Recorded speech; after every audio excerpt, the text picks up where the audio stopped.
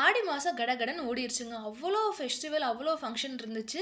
கடைசியாக கோகுலாஷ்டமியில் வந்து நிற்கிறோம். அதுவும் சனிக்கிழமை வரப்போகுது. அதுக்கப்புறம் என்ன, ஞாயிற்றுக்கிழமை ஆவணி 1 பிறகுது. ஆவணினால என்ன, விநாயகர் திருவிழா தானே. விநாயகர் சதுர்த்தி, விநாயகர் ஜெயந்தின்னு இப்படி பல பேரில் சொல்ல போகிறோம். அதுவும் மகாராஷ்டிராவில், நாம இருக்கிற மகாராஷ்டிராவில் 10 நாள் திருவிழாவை சூப்பராக கொண்டாடுவாங்க. நம்ம ஊரில் எப்படி 3 நாள் கொண்டாடுறாங்களோ இங்கே 10 நாள். அதுக்கு காரணம் யாருன்னா, லோக்மானிய திலக்குன்றவர் ஒரு சுதந்திர போராட்டர் வந்து மக்களை ஒன்றிணைக்கணுக்காண்டி ஒரு பெரிய விழாவை நடத்த ஆரம்பிச்சிருக்காரு. அதுவே காலப்போக்கத்தில் ஒரு கலாச்சார திருவிழாவாக மாறிடுச்சுங்க. ஸோ நானுமே வெயிட்டிங் இங்கே என்னென்ன மக்கள் பண்ண போகிறாங்கன்ட்டு. இப்போ கிட்டத்தட்ட லாஸ்ட் மந்த்லேருந்தே பார்த்தீங்கன்னா தெருக்கு தெரு முக்குக்கு முக்குன்னு பேண்ட் வாசிக்க ஆரம்பிச்சிட்டாங்க.